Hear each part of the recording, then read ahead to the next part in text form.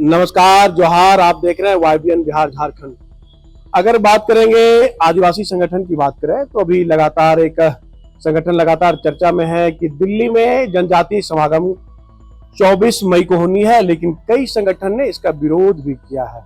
उनका कहना है यह जो संगठन है ये RSS और BJP से जुड़ा हुआ है, इसलिए कई संगठन ने इसका खुलकर विरोध किया है प्रेस विज्ञप्ति के माध्यम से। और कई मसले हैं, उन तमाम मसले पर हम बात करेंगे। केंद्रीय सरना समिति के अध्यक्ष फूलचंद तिर्की है। फूलचंद जी, सबसे पहले आपका YBN बिहार झारखंड में बहुत बहुत जोहार रहेगा। चलिए मनीष जी, आपको भी जोहार और जितने भी YBN के दर्शकगण हैं उसको मेरी ओर से जोहार है।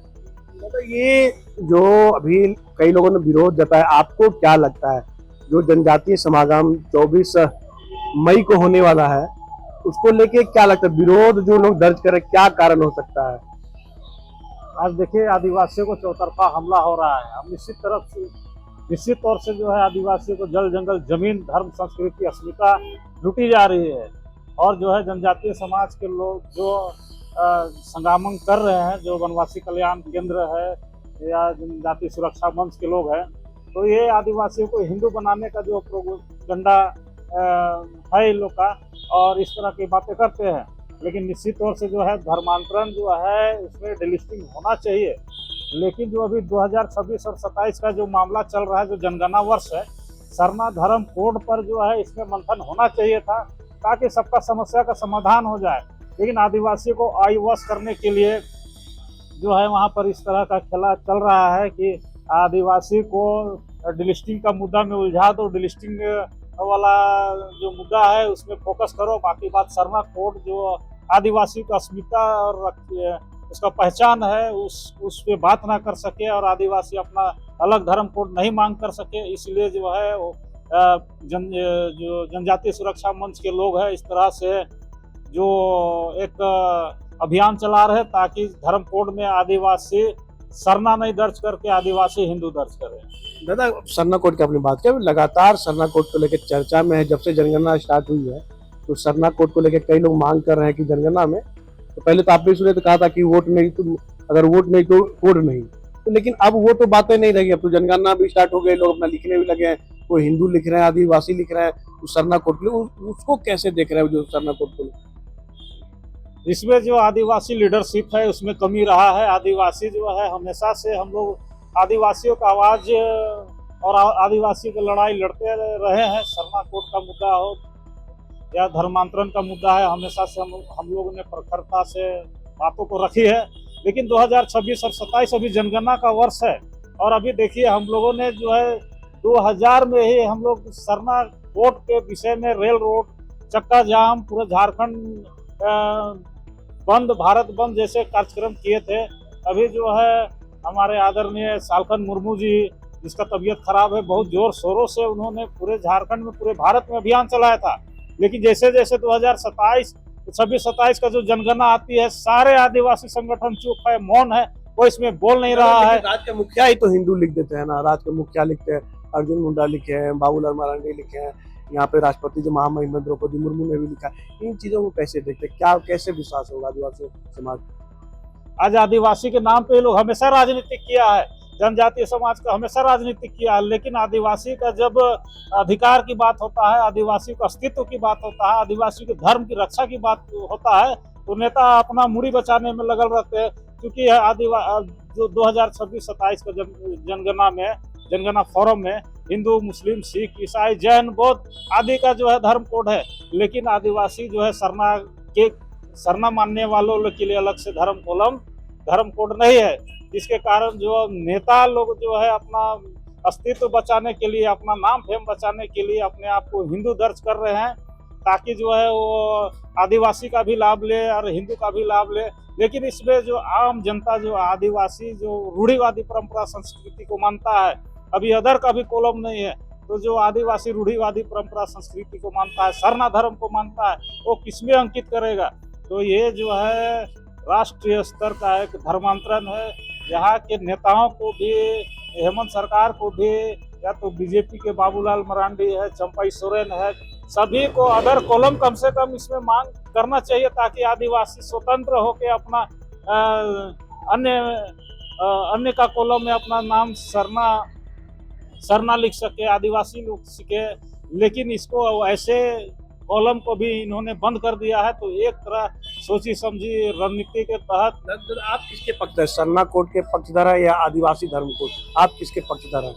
क्या होगा? निश्चित तौर से आज जो है पूरे भारत में 2011 की जनगणना में 50 लाख लोग सरना लिखे हैं, जो सरकारी रिकॉर्ड में दर्ज है। और इसको भारत सरकार को भी ये जो अर्हता पूरा है इसको दे देना चाहिए, लेकिन इसको नहीं दिया है। तो हम निश्चित तौर से सरना कोड का पक्षधर है। लेकिन पूरे देश में आदिवासी समाज जो एक अलग आदिवासी कोड का मांग कर रहे हैं, लेकिन मैं कहना चाहता हूं कि पूरे जब तक आदिवासी समाज एकजुट नहीं होंगे तब तक ये मिलना मुश्किल है। आपने बार बार आदिवासी संगठन को चेताया है कि आदिवासी बिखरे पड़े हैं, आदिवासी को एकजुट होना है, तब आदिवासी को समस्या का समाधान होगा। लेकिन यहाँ नेता लोग जो है या तो केंद्र का नेता लोग है या तो राज्य का नेता है, अपना डफली अपना राग बजाते हैं। सब कोई सरना कोड मांगने जाएगा तो कोई आदिवासी कोड, तो कोई सारी कोड, तो कोई घोड़ी कोड। तो इस तरह से हम लोग आज भी 2026 और 27 की जनसंख्या में आपस में ही लड़ते रहेंगे और ये समय भी पार हो जाएगा। जिस तरह से झारखंड के लोग जागरूक है, आदिवासी संगठन, आदिवासी लोग सरना कोड, लेकिन अन्य राज्य के लोग इसमें खामोश रहते हैं। सिर्फ झारखंड में तो आदिवासी नहीं है, ये आपको पता है, छत्तीसगढ़ में है, मध्य प्रदेश में है, उड़ीसा है, बंगाल में। सब लोग को क्या लगता है, उन लोगों को कैसे एकजुट करना होगा? तब अगर सब मिल के एक मांग करेंगे तो कहीं ना कहीं केंद्र सरकार पर उसका प्रभाव भी पड़े। निश्चित तौर से आज देखिए झारखंड से ही, रांची से ही सरना धर्म कोड का मांग उठा और ये उठ करके जो है पूरे भारत में इसका प्रचार प्रसार हो गया। लेकिन जब लोग इसको पूरे देश स्तर तक ले गए तब अन्य अन्य धर्म का कॉलम का मांग करने लगे। कहीं गोड़ी मांगा गया, कहीं सारी, कहीं भील। तो इस तरह से लोग मांग करते गए, जिसके कारण आज हम लोग का सरना धर्म कोड मिलने में भी हम लोग को दिक्कत महसूस हो रही है। और आज देखिए सरना धर्म कोड जो है इसको राज्य सरकार से लेकर केंद्र तक, इसको संसद में भी सरना धर्म कोड का ही आवाज उठाया गया है संसदों के द्वारा में। लेकिन जो हमारे जो नेता लोग हैं इस बात को समझ नहीं रहे हैं और जो है विभिन्न तरह का मांग करके फिर से आदिवासियों को आग का दरिया में झोंकने का काम किया है। फिर से 2026-27 निकला जाएगा, फिर जो 10 साल 11 साल के बाद चुनाव आ जाएगा तो फिर नए लोगों को, नए जो जनरेशन है उसको फिर से एक मुद्दा को छोड़ने का काम करेंगे। दादा फिर से एक बार चंगाई सभा के द्वारा सभा किया जा रहा है तोरपा में, लेकिन फिर से धर्मांतरण का मुद्दा फिर से वो गर्म हो रहा है। क्या लगता है कि जिस तरह से चांद गांव में चंगाई सभा लगा तो वहाँ से अभी तक हटा नहीं है, फिर से एक बार कह सकते तोरपा में, सुदूर गांव में लगाया जाए, इन चीज़ों पर कैसे रोक लगनी चाहिए? प्रशासन का सहयोग नहीं मिल रहा है संगठन को, या सरकार का सहयोग नहीं मिल पा रहा है, या ग्राम सभा या ग्राम प्रधान का सहयोग नहीं मिल पा रहा है? आज देखिए आदिवासी अगुआ जो लोग हैं, जो लीडरशिप करते हैं, वो खुल के विरोध नहीं कर पा रहे हैं। सरकार के स्तर से भी इन लोग को संरक्षण प्राप्त है, जिसके कारण जो है आज धड़ल्ले से जो है इस तरह का धर्मांतरण गांव-गांव में किया जा रहा है। आपका जो है 2014-15 में रघुवर दास की जब सरकार बनी थी उस समय देखिए पूरी तरह से धर्मांतरण पर रोक हो गया था। वहाँ पूरा लोग जो है धर्मांतरण के खिलाफ खड़े हुए थे। लेकिन जैसे ही सरकार बदलती है, हेमंत सरकार आती है, वैसे धर्मांतरण और तेजी से होता है।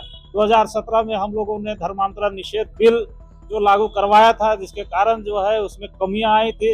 लेकिन फिर से आज आदिवासी समाज के लोग जो प्रकृति पूजक कहते हैं अपने आप, वैसे लोग भी उनके पक्ष में खड़े हो जा रहे हैं, जिसके कारण उसका जो है मन बढ़ जा रहा है चर्च का, और धड़ल्ले से वो लोग बिना खौफ के धर्मांतरण किया जा रहा है। निश्चित तौर से आदिवासी लोग जागरूक होगा, आदिवासी अगुवा लोग इसका विरोध शुरू करेंगे, तब जाके इस धर्मांतरण में कंट्रोल होगा और इसको पूरी तरह से हम लोग कंट्रोल कर सकते हैं। दादा अंतिम सवाल रहेगा, एक नया मामला ये आ रहा है, तो पहले से प्रावधान था कि आदिवासी में विधि विधान में, शादी ब्याह में डीजे को लेके वो पूरी तरह से बंद होनी चाहिए, ढोल मांदर से ही शादी ब्याह होने चाहिए, और जो डांस गाना बजाना सब इसी को। इसको अभी के वर्तमान में जो उसको कैसे, क्या संदेश देंगे जो वर्तमान में जीना चाहते हैं, वर्तमान जो यूथ लीडर है, ट्राइबल लीडर है, उनको क्या संदेश देना चाहिए, और जो ट्राइबल यंग जनरेशन उसको लेकर क्या बोले? देखिए शादी ब्याह हमेशा से हम लोग का पुरखा पूर्वज लोग ने ढोल नगाड़ा मांदर से ही हम लोग का पूजा पाठ हुआ है। या तो कड़सा जो हम लोग कार्यक्रम करते हैं उसमें बहुत सारा विधि विधान होता है, नेक नियम होता है, जो कि हम लोग का जो ढाक है और जो नगड़ा है और जो शहनाई है इसका प्रयोग किया जाता है। तो निश्चित तौर से जो आने वाला युवा लोग है उसको डीजे को बैन करना चाहिए। शादी ब्याह के मौके पर आप नाचिए ना, जतरा सिमरा है आपके लिए, बहुत सारा पर्व त्योहार है, बहुत सारा त्योहारों में डीजे का उपयोग होता है, लेकिन आदिवासी परंपरा संस्कृति में जिस तरह से हमारे परंपरा संस्कृति में हनन हो रहा है, जिस तरह हरासमेंट हो रहा है, तो इसीलिए युवाओं को भी कम से कम अपनी परंपरा संस्कृति को रुख करना चाहिए। डीजे संस्कृति आपको हर कार्यक्रमों में देखने को मिल जाएगा, लेकिन आदिवासी परंपरा संस्कृति में यही एक चीज है। शादी ब्याह में छोड़ देना चाहिए, डीजे नहीं बजना चाहिए। निश्चित तौर से आज हम लोग जब भी जाते हैं, या तो भरतिया परछना हो या तो सराती जाते हैं, हम लोग ढोल नगड़ा मांदर से कितना अच्छा लोग नाचते हैं। डीजे से भी अच्छा जो है आपका ढोल और नगड़ा और मांदर और शहनाई की गूंज होता है।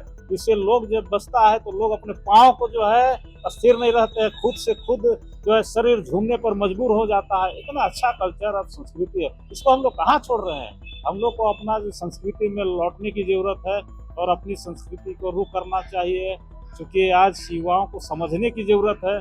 आज जो है आधुनिक के दौर में हम अपने कल्चर को भूलते जा रहे हैं, ऐसे में अपनी कल्चर को हम लोग को समझने की जरूरत है। ऐसा नहीं है कि पूरी तरह से ढोल नगड़ा मांदर ही बजता है, डीजे का प्रयोग बहुत ज्यादा मात्रा में होता है। इसीलिए हम लोग कहते हैं कि अपनी समाज अपनी संस्कृति की ओर लौटो और डीजे का प्रयोग बंद किया जाए, ढोल नगड़ा मांदर से ही नाचे। चलिए, ये तो साथ केंद्रीय सरना समिति के अध्यक्ष फूलचंद तिर्की जी, इन्होंने सरना कोड को लेकर स्पष्ट तौर पे कहा है कि झारखंड 25 साल का हो चुका है, लेकिन सिर्फ कागज पर ही सिमटा जाता है। प्रधानमंत्री नरेंद्र मोदी को भी पत्र लिखा जाता है, लेकिन कोई सुनवाई नहीं। जनगणना 2027 चल रही है और कॉलम में लोग हिंदू भी लिख रहे हैं। संगठन को जागना होगा, नेताओं को जागना होगा, विधायक को जागना होगा, तभी हमारी कह सकते हैं कल्चर जो सरना कोड है वो मिल पाएगा। लेकिन कई और बात इन्होंने कहा है। चंगाई सभा को लेकर इन्होंने स्पष्ट तौर पर कहा, यह जो सभा लग रही है ये कहीं ना कहीं सामाजिक लोग इसका खुलकर विरोध नहीं कर पा रहे, नेता भी विरोध नहीं कर पा रहे, ना विधायक ना मंत्री, उन्हें वोट बैंक की लगातार चिंता होती रहती। लेकिन देखना होगा संगठन कब मजबूत होता है और सरना कोड केंद्र सरकार कब बेबस होकर आदिवासी समाज को देने के लिए मजबूर होता है। सहयोगी निहित के साथ मनीष झा, YBN बिहार, झारखंड।